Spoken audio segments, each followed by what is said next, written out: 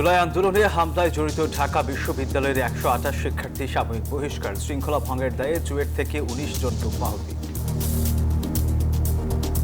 দর্শক দেখছিলেন প্রধান শিরোনাম এছাড়াও থাকছে বাংলাদেশের অধিকাংশ মানুষের, অধিকাংশ ভোটারের সমর্থন এই দল পাওয়ার সম্ভাবনা যত বেশি উজ্জ্বল হয়েছে, তত বেশি দেখেছেন বিএনপিকে মিডিয়া ট্রায়ালের সম্মুখীন করা হচ্ছে। পরিকল্পিতভাবে ১/১১ মতো প্রেক্ষাপট তৈরির চেষ্টা চলছে, অভিযোগ তারেক রহমানের। সবাইকে ঐক্যবদ্ধ থাকার আহ্বান। পুলিশকে অবহেলা করে দেশ গড়া যাবে না, সতর্ক করলেন প্রধান উপদেষ্টা। পুলিশকে অবহেলা করে কিংবা পাশ কাটিয়ে গিয়ে দেশ করতে পারবে না। নির্বাচনের সময় নিরপেক্ষ ভূমিকা পালনের আহ্বান। সংস্কার সুপারিশের সঙ্গে ভিন্ন মত জানিয়ে ঐকমত্য কমিশনকে চিঠি দিল ইসি। সুষ্ঠু ভোটে সব ধরনের সহযোগিতা করবে ওআইসি। নারী ও শিশু নির্যাতন দমন আইন সংশোধনে নীতিগত অনুমোদন, শিশু ধর্ষণের মামলায় বিশেষ ট্রাইব্যুনাল গঠনের সিদ্ধান্ত। যুদ্ধবিরতি নিয়ে আগামীকাল পুতিনের সঙ্গে আলোচনা করবেন ট্রাম্প। নেটো থেকে ইউক্রেনকে বাদ দেওয়ার নিশ্চয়তা চায় রাশিয়া। আউটডোর নিউজ 24 সংবাদের সাথে আছি আমরা দুজন, আমি সারা মেহজাবিন এবং আমি সোহাগ বক্স। দেখছিলেন শিরোনামগুলো, এবার বিস্তারিত। গণঅভ্যুত্থানে 15 জুলাই থেকে 5 আগস্ট পর্যন্ত আন্দোলনকারীদের উপর হামলায় জড়িত ঢাকা বিশ্ববিদ্যালয়ের 128 জন শিক্ষার্থীকে সাময়িক বহিষ্কার করেছে বিশ্ববিদ্যালয় প্রশাসন। সোমবার দুপুরে বিশ্ববিদ্যালয়ের সিন্ডিকেট সভায় এ সিদ্ধান্ত নেওয়া হয়। অন্যদিকে শৃঙ্খলা ভঙ্গের অভিযোগে চট্টগ্রাম প্রকৌশল ও প্রযুক্তি বিশ্ববিদ্যালয়ের 19 শিক্ষার্থীকে বিভিন্ন মেয়াদে বহিষ্কার করা হয়েছে। এরা সবাই নিষিদ্ধ ঘোষিত ছাত্রলীগের চুয়েট শাখার নেতা। 2024-এর ছাত্র জনতার আন্দোলনের শুরুর দিকে ঢাকা বিশ্ববিদ্যালয় এলাকায় হামলার শিকার হয় সাধারণ শিক্ষার্থীরা। এমনকি হামলা থেকে রেহাই পায়নি নারীরাও। এবার আওয়ামী লীগ সরকার পতনের 6 মাস পর হামলাকারীদের বিরুদ্ধে ব্যবস্থা নিল ঢাকা বিশ্ববিদ্যালয় প্রশাসন। অভ্যুত্থানের সময় 15 জুলাই থেকে 5 আগস্ট পর্যন্ত আন্দোলনকারীদের ওপর হামলায় জড়িত ঢাকা বিশ্ববিদ্যালয়ের 128 শিক্ষার্থীকে বহিষ্কার করা হয়েছে। অভ্যুত্থানের সময় হামলা সংক্রান্ত অনুসন্ধান কমিটির প্রতিবেদনের আলোকে এ সিদ্ধান্ত নেওয়া হয়েছে। তবে বহিষ্কৃতদের নাম পরিচয় এখনো প্রকাশ করা হয়নি। এদিকে শৃঙ্খলা ভঙ্গের অভিযোগে চট্টগ্রাম প্রকৌশল ও প্রযুক্তি বিশ্ববিদ্যালয় চুয়েটের 19 শিক্ষার্থীকে বহিষ্কার করা হয়েছে। সবাই নিষিদ্ধ ঘোষিত ছাত্রলীগের চুয়েট শাখার নেতা। এদের মধ্যে 7 জনকে বিভিন্ন মেয়াদে বিশ্ববিদ্যালয়ের শিক্ষা কার্যক্রম থেকে বহিষ্কার করা হয়েছে, যার মধ্যে 4 জনকে 2 বছর এবং বাকি 3 জনকে 1 বছরের জন্য বহিষ্কার করা হয়। একই সঙ্গে তাদেরকে আবাসিক হল থেকে স্থায়ীভাবে বহিষ্কার করা হয়েছে। জুবায়ের রাজিন, নিউজ 24। জনগণের ভোটে নির্বাচনে জেতার সম্ভাবনা যত প্রবল হচ্ছে, তত এই বিএনপির বিরুদ্ধে মিডিয়া ট্রায়াল করা হচ্ছে। পরিকল্পিতভাবে সৃষ্টি করা হচ্ছে 1/11 মতো প্রেক্ষাপট, এমন অভিযোগ করেছেন বিএনপির ভারপ্রাপ্ত চেয়ারম্যান তারেক রহমান। তার দাবি, বলার জন্য বলা নয়, সত্যিকার অর্থেই দেশের গণতন্ত্র নস্যাৎ করতে গভীর ষড়যন্ত্র হচ্ছে। অনলাইন অ্যাক্টিভিস্ট ফোরামের ইফতার মাহফিলে দেশের বৃহত্তর স্বার্থে সবাইকে ঐক্যবদ্ধ থাকার আহ্বান জানান তিনি। যারা উপস্থিত হয়েছেন, গত 17 বছরে বিএনপির বিভিন্ন কর্মসূচি প্রচার সহ ফ্যাসিবাদী শক্তির অপপ্রচার মোকাবেলায় সরব ছিল জাতীয় পার্টি অনলাইন অ্যাক্টিভিস্ট ফোরাম। সোমবার বিএনপির উদ্যোগে তাদের নিয়ে করা ইফতার মাহফিলে যোগ দেন ভারপ্রাপ্ত চেয়ারম্যান তারেক রহমান। বলেন, ভোটে জয়ী হওয়ার সম্ভাবনা যত প্রবল হচ্ছে, ততই বিএনপির বিরুদ্ধে পরিকল্পিতভাবে মিডিয়া ট্রায়াল করা হচ্ছে। মূল বিশ্বাস একটি আমাদের, এবং এটি আমাদের কমন প্ল্যাটফর্ম। আপনারা একটি সময় সকলে একত্রিত হয়েছিলেন, একটি সময় আপনারা কাজ শুরু করেছিলেন। আমি বাংলাদেশ জাতীয়তাবাদী দলের একজন কর্মী হিসাবে আমার আহ্বান থাকবে আপনাদের কাছে, অনুরোধ থাকবে আপনাদের কাছে, আপনারা যেই প্রেক্ষাপট, যেই পরিস্থিতিতে কাজ শুরু করেছিলেন, এই মুহূর্তে বাংলাদেশ জাতীয়তাবাদী দল তার সকল অনলাইন অ্যাক্টিভিস্টের সহযোগিতা যে কোনো সময় থেকে সবচেয়ে বেশি প্রয়োজন এখন। বিএনপির ভারপ্রাপ্ত চেয়ারম্যান তারেক রহমান বলেন, একটি মহল 1/11 মতো প্রেক্ষাপট তৈরি করার ষড়যন্ত্র করছে। বাংলাদেশের অস্তিত্ব, সার্বভৌমত্ব, গণতন্ত্রের ভিত্তি, গণতন্ত্র, জাতীয়তাবাদী শক্তি, সকল কিছুর বিরুদ্ধে এরকম একটি ষড়যন্ত্র ধীরে ধীরে গড়ে উঠছে। আপনারা যারা অ্যাক্টিভিস্ট আছেন, নিশ্চয়ই আপনারা এটি অনুধাবন করছেন। বিএনপি শীর্ষ এই নেতা বলেন, দেশকে এগিয়ে নিতে হলে জবাবদিহিতামূলক সরকারের কোনো বিকল্প নেই। জনগণের ভোটে নির্বাচিত সরকার ছাড়া কার্যকর সংস্কার সম্ভব নয় বলেও মন্তব্য করেন তিনি। পরিবর্তন হলে, উন্নতি হলে জনগণের ভাগ্যের উন্নতি হয়, দেশের ভাগ্যের পরিবর্তন হয়, দেশকে এগিয়ে যাওয়া বলে। এরকম প্রত্যেকটি কাজ সবচাইতে বেশি বিএনপি করেছে। যুক্তি তর্ক দিয়ে এগুলো আমরা উপস্থাপন করে দিতে পারি। 31 দফা সংস্কার প্রস্তাবের নানা দিক আলোচনা করে ভারপ্রাপ্ত চেয়ারম্যান তারেক রহমান বলেন, ক্ষমতায় গেলে তত্ত্বাবধায়ক সরকার ব্যবস্থা ফিরিয়ে আনবে বিএনপি। আরিফুল ইসলাম, নিউজ 24, ঢাকা। পরাজিত শক্তি দেশে গোলযোগ তৈরির সুযোগ খুঁজবে। পুলিশকে কথা স্মরণ করিয়ে দিয়ে অন্তর্বর্তী সরকারের প্রধান উপদেষ্টা অধ্যাপক মোহাম্মদ ইউনূস বলেছেন, নির্বাচন যত এগিয়ে আসবে তাদের ষড়যন্ত্র তত বাড়বে। নিজ কার্যালয়ে মাঠ পর্যায়ের পুলিশ কর্মকর্তাদের সঙ্গে বৈঠককালে তিনি বলেন, দেশ এখনও যুদ্ধ অবস্থায় রয়েছে, আর এই অবস্থা থেকে বেরিয়ে আসতে পুলিশকে আরও সক্রিয় হতে হবে, আর নতুন বাংলাদেশ গড়তে পুলিশ বাহিনীকে কার্যকর ভূমিকা রাখারও আহ্বান জানান প্রধান উপদেষ্টা। দেশের আইন শৃঙ্খলা পরিস্থিতি নিয়ে পর্যালোচনা এবং এই সংক্রান্ত নির্দেশনা দিতে নিজ কার্যালয়ে মাঠ পর্যায়ের শতাধিক পুলিশ কর্মকর্তার সঙ্গে বৈঠক করেন অন্তর্বর্তী সরকারের প্রধান উপদেষ্টা ডক্টর মোহাম্মদ ইউনূস।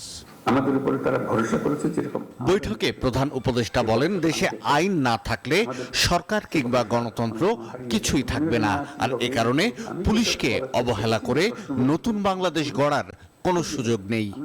পুলিশকে অবহেলা করে কিংবা পাশ কাটিয়ে গিয়ে দেশ করতে পারবো না। এটা নতুন বাংলাদেশ আমরা এই জন্য বলি যে পুরনো বাংলাদেশ হচ্ছে অন্ধকার যুগ আমাদের। পুলিশ বাহিনীরও মুশকিল হলো ওই অন্ধকার যুগের তারা অ্যাক্টিভ পার্টিসিপেন্ট ছিল। নিজের ইচ্ছায় সরকারি কাজ করতে হয়, কাজে কাজ করেছে, আমরা কাজ করছি, আমাদের হুকুম পেয়েছে, করেছে, করতে করতে আমরা ওরকম চিন্তাতে পড়ে গেছি। কাজে নতুন বাংলাদেশ সৃষ্টি করার জন্য তোমাদেরকে ওই চিন্তার থেকে বেরিয়ে আসতে হবে যে না, আমরা নতুন বাংলাদেশ সৃষ্টি করবো। দেশের বাইরে থেকে পরাজিত শক্তি অস্থিতিশীলতা তৈরি করতে চায় উল্লেখ করে পুলিশকে আরো সতর্ক থাকতে বলেন প্রধান উপদেষ্টা। লোকের সুযোগ গ্রহণ করে, যারা পরাজিত শক্তি তারা সুযোগ গ্রহণ করে একটা উস্কিয়ে দেবে, একটা কিছু গোলমাল পাকিয়ে দেবে, এবং প্রথম নজর আসবে পুলিশের নজর।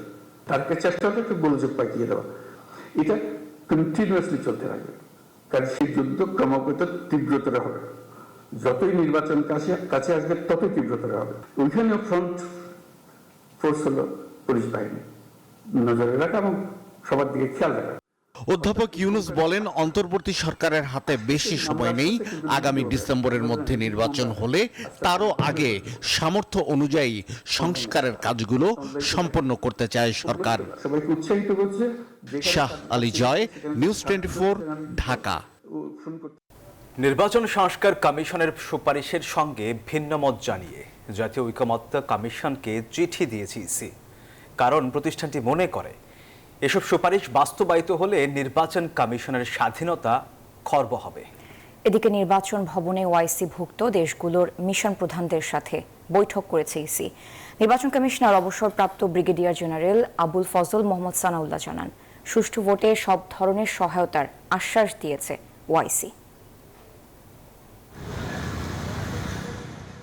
দেশের সামগ্রিক নির্বাচনী ব্যবস্থা যথাযথ করতে এরই মধ্যে বেশ কিছু প্রস্তাবনা দিয়েছে সংস্কার কমিশন, কিন্তু ইসি অন্তত 10টি সুপারিশের সঙ্গে ভিন্নমত পোষণ করেছে। প্রতিষ্ঠানটি মনে করছে সংস্কার কমিশনের সব সুপারিশ বাস্তবায়িত হলে খর্ব হবে নির্বাচন কমিশনের স্বাধীনতা। আমরা ঐকমত্য কমিশনের যিনি ডক্টর আলী রিজা স্যারের সহসভাপতি আলী রিজা স্যারকে ওনাকে অ্যাড্রেস করে দেওয়া হয়েছে। ত্রয়োদশ জাতীয় সংসদ নির্বাচনকে ঘিরে কমিশনের প্রস্তুতি নিয়ে সোমবার দুপুরে আগারগাঁওয়ে নির্বাচন কমিশন ভবনে ওআইসি-ভুক্ত 10টি দেশের মিশন প্রধানদের সাথে বৈঠক করে নির্বাচন কমিশন। এতে নেতৃত্ব দেন প্রধান নির্বাচন কমিশনার AMM নাসির উদ্দিন। বৈঠক শেষে ইসি সানাউল্লাহ জানান, ওআইসি-ভুক্ত কিছু দেশ আগামী নির্বাচনে পর্যবেক্ষক হওয়ার আগ্রহ প্রকাশ করেছে। জানান, কথা হয়েছে প্রবাসীদের ভোট নিয়েও। মন্দের ভালো খুঁজে বের করতে হবে, আমরা যদি সত্যিকার অর্থে আমাদের প্রবাসীদেরকে ভোট দেওয়ার সুযোগ দিতে চাই, তাহলে কোনো না কোনো একটা অপশন বা সব অপশনের কম্বিনেশন আমাদেরকে নিতে হবে। আর বড় স্কেলে যদি আগামী নির্বাচনে যদি আমরা প্রবাসীদেরকে ভোট দেওয়াতে চাই, তাহলে প্রক্সি ছাড়া আর বিকল্প খুব একটা আছে বলে মনে হচ্ছে না। জানান সুষ্ঠু ভোটের জন্য সব ধরনের সহায়তা আশ্বাস দিয়েছে ওআইসি। সহযোগিতার প্রতিশ্রুতি দেন মালয়েশিয়ার মিশন প্রধান সুহাদা ওতমান।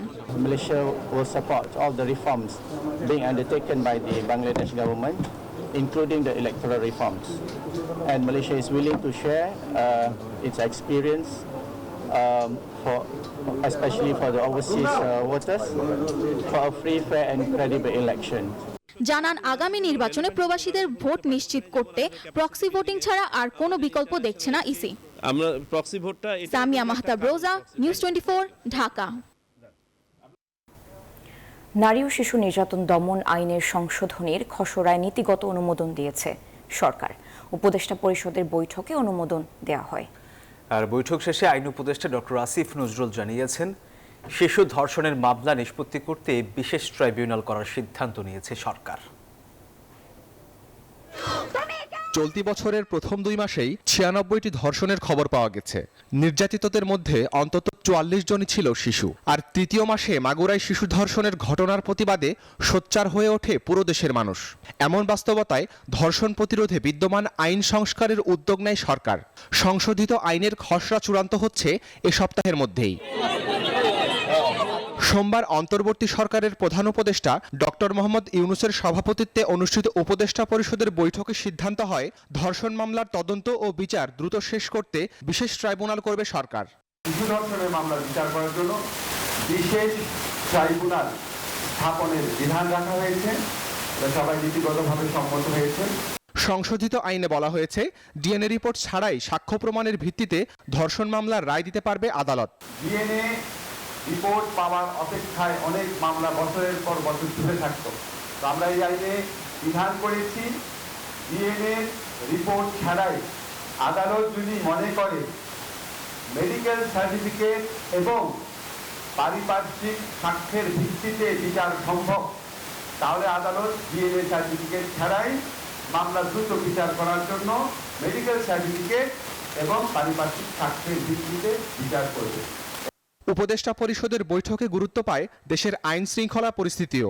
বৈঠক শেষে উপদেষ্টা সৈয়দা রিজওয়ানা হাসান জানান, সারা দেশের মাজার ভাঙার যে প্রবণতা দেখা দিয়েছে তা প্রতিরোধে কঠোর অবস্থানে যাচ্ছে সরকার। উদ্দেশ্যে সতর্ক করে দিয়ে বলতে চাই। শাহরিয়ার শৌমিক, নিউজ 24, ঢাকা। পররাষ্ট্র উপদেষ্টা তৌহিদ হোসেন বলেছেন, ভারতীয় মিডিয়া বিশ্বব্যাপী বাংলাদেশ সম্পর্কে নানা মিথ্যা তথ্য তুলে ধরে বদনাম ছড়াচ্ছে। এ বিষয়ে দেশবাসীকে সজাগ থাকার আহ্বান জানান তিনি। সোমবার রাজধানীর Paltan tower economic reporters forum কার্যালয়ে মতবিনিময় সভায় এসব কথা বলেন তিনি। পররাষ্ট্র উপদেষ্টা বলেন, তিনি এলডিসি গ্র্যাজুয়েশন পেছানোর পক্ষে না। 2026 সালের মধ্যেই এলডিসি গ্র্যাজুয়েশন করা হবে বলেও জানান তিনি। সমস্ত পৃথিবীতে তুলার সাবসিডি দিচ্ছে যাদের সামর্থ্য আছে।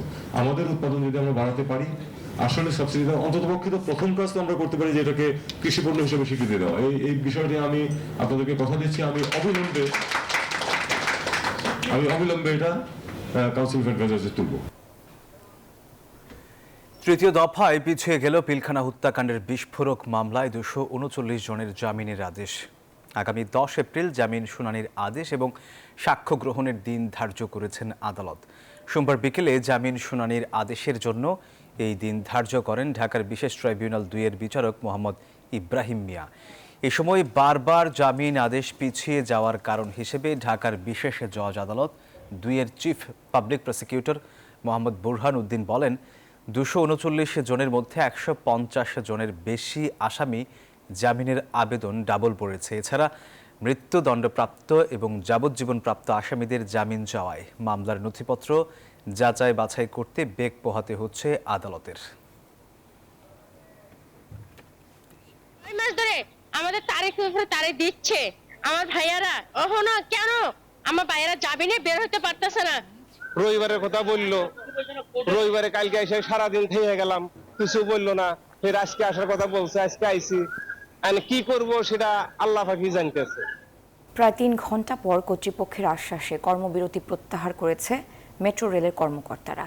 এখন টিকিট কেটে এমআরটি পাস ব্যবহার করে মেট্রোতে ভ্রমণ করতে পারছেন যাত্রীরা। মেট্রো রেলের এমডি ফারুক আহমেদ জানান, ডিএমটিসিএলের 4 জন কর্মী লাঞ্ছিত হওয়ার ঘটনায় এমআরটি এর 2 জন পুলিশ সদস্যকে বরখাস্ত করা হয়েছে। এরই মধ্যে গঠন করা হয়েছে 3 সদস্যের তদন্ত কমিটিও। মেট্রো রেলের পুলিশ সদস্য দ্বারা ডিএমটিসিএল এর 4 জন সহকর্মী লাঞ্ছিত হওয়ায় কর্মবিরতির ঘোষণা দেয় মেট্রো রেলের কর্মকর্তারা। রোববার দিবাগত রাতে Dhaka mass transit company limited এর সব কর্মকর্তা ও কর্মচারীদের ব্যানারে পাঠানো এক সংবাদ বিজ্ঞপ্তিতে এ বিষয়টি জানানো হয়। এ কারণে সোমবার সকাল থেকে মেট্রো রেল চলাচল বন্ধ থাকার কথা থাকলেও যাত্রীদের ভোগান্তির কথা চিন্তা করে ট্রেন চলাচল চালু রাখে তারা। তবে বন্ধ ছিল স্ট্যান্ডিং বুথ মেশিন টিকিট ও এমআরটি পাস ব্যবহার। এক্ষেত্রে টিকিট ছাড়াই ভ্রমণ করেন যাত্রীরা। দৈনন্দিন কার্যকলাপ ঠিক রাখার জন্য মেট্রো রেল কর্তৃপক্ষ হয়তো সিদ্ধান্ত নিয়েছে যে আমরা চালু রাখলে জনগণের উপকার হবে, সেই জন্য চালু রেখেছে। সকাল 9টার পর প্রথমে মিরপুর ও পল্লবী স্টেশনে মেট্রো রেলের কর্তৃপক্ষের আশ্বাসে টিকিট ও এমআরটি পাস ব্যবহার কার্যকর করা হয়। এরপর পর্যায়ক্রমে একে একে সব স্টেশনে চালু হয় টিকিট ও এমআরটি পাস ব্যবহার। পুরো স্টেশনে স্বাভাবিক হতে সময় লাগে 3 ঘন্টা। তারপর যাত্রীরা টিকিট কেটে চলাচল শুরু করেন। টিকিট তো আমরা সহজভাবে পাচ্ছি, টিকিট নিয়ে সচিবালয় যাব। টিকিট ভরপুর আছে, এখন টিকিট ভরপুর। আমি তো জানি না টিকিট আছে না নাই, এখন টিকিট পাওয়া গেছে। কর্মবিরতি প্রত্যাহারের বিষয়টি নিশ্চিত করে ডিএমটিসিএল এর ব্যবস্থাপনা পরিচালক ফারুক আহমেদ জানান, এ ঘটনায় তদন্ত কমিটি গঠন করা হয়েছে। সকালে আমরা 8টা সাড়ে 8টা পর্যন্ত একটু অসুবিধা হয়েছে সার্ভিসে, তারপরে সবাই কাজে যোগদান করেছে ঠিকঠাক মতো। সকালে হয়তো 2-1 প্যাসেঞ্জার তখন একটু গেট খোলা ছিল আমাদের, ভিতর থেকে গেছে বিনা টিকিটে। তদন্ত কমিটি অলরেডি করা হয়েছে, 3 সদস্যের মিনিস্ট্রি থেকে হাই পাওয়ার কমিটি একটা করে দেওয়া হয়েছে অলরেডি, যেখানে পুলিশ থাকবে, আমি থাকবো বা আমরা টিম থাকবে, আর মিনিস্ট্রি থেকে লোক থাকবে। জিম্মি করে এমন অবরোধ ও কর্মবিরতি না দেওয়ার আহ্বান জানান মেট্রো রেলে নিয়মিত চলাচলকারী যাত্রীরা। মাসুদা লাবনী, নিউজ 24, ঢাকা। সিভিল এভিয়েশনের প্রধান কার্যালয়ে বিক্ষোভ করেছে বাংলাদেশ বেসামরিক বিমান চলাচল কর্তৃপক্ষের কর্মকর্তা কর্মচারীরা। বাংলাদেশ এয়ারপোর্ট সিকিউরিটি ফোর্স গঠনের প্রস্তাব বাতিল সহ 6 দফা দাবি জানিয়ে প্রধান কার্যালয়ের সামনে সকাল 10:30টায় মানববন্ধন করেন তারা। সিভিল এভিয়েশনের chairman air vice marshal Manjur Kabir Bhuiyan আন্দোলনকারীদের সড়ক ছেড়ে সিভিল এভিয়েশনে আসার অনুরোধ জানান। এ সময় এক পাশের সড়কে যান চলাচল কিছু সময় বন্ধ থাকে। পরে সড়ক ছেড়ে সিভিল এভিয়েশনে বিক্ষোভ করতে থাকেন, সেখানে হাতাহাতির ঘটনা ঘটে।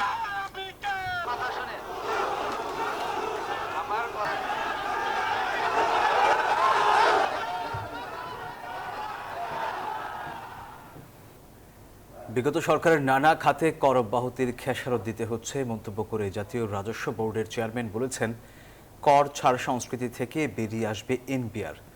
আসছে বাজেটেই এর প্রতিফলন হবে। আগারগাঁও জাতীয় রাজস্ব ভবন অডিটোরিয়ামে প্রাক বাজেট আলোচনায় এ কথা বলেন এনবিআর চেয়ারম্যান। জানান, বাংলাদেশে ব্যবসা করছে এমন বিদেশি কোম্পানির কাছে থেকেও কর আদায় করা হবে।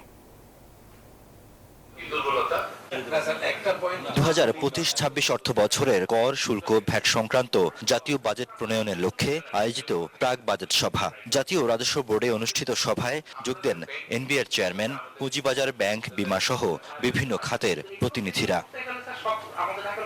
এ সময় শেয়ার বিক্রিতে 50 লাখ টাকার বেশি মুনাফার উপর 15% গেইন ট্যাক্স মওকুফের দাবি জানায় ঢাকা স্টক এক্সচেঞ্জ। কর ছাড় প্রস্তাব এসেছে ব্যাংক ও বিমা খাতের পক্ষ থেকেও।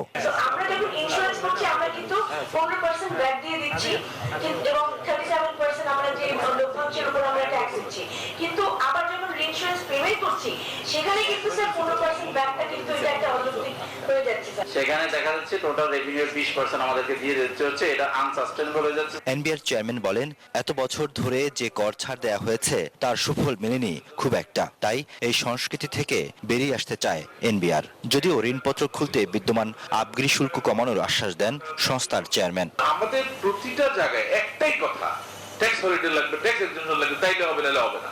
মানে এই জায়গা থেকে আমাদের বেরোতে হবে। আমরা এই এক্সাম্পশন কালচারের সাথে থাকতে চাই না, সোজা কথা। এটা দিয়ে আমাদের তেমন কোনো উন্নতি হয় নাই। আমরা যত জায়গায় দিয়েছি কোথাও আমরা এর কোনো পজিটিভ রেজাল্ট পাই নাই।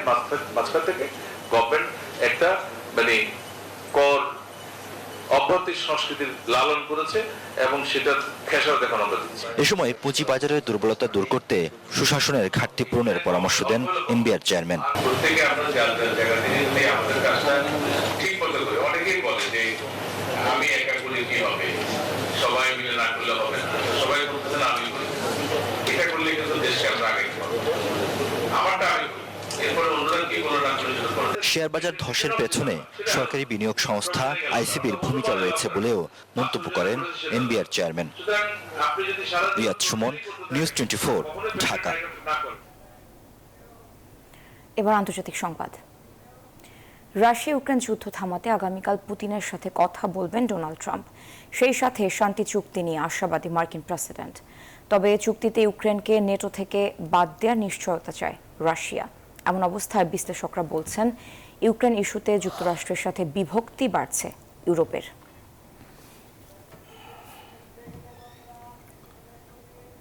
ফুটবলের মহাসমুদ্রে বাংলাদেশের ডুবন্ত ছোট্ট তরী। সুদূর ইংল্যান্ড থেকে এলো উদ্ধারকারী জাহাজ হামজা। সিলেট বিমানবন্দরে ভক্ত সমর্থকদের ভালোবাসায় মন ভরেছে মিস্টার চৌধুরী এবং তার পরিবারের।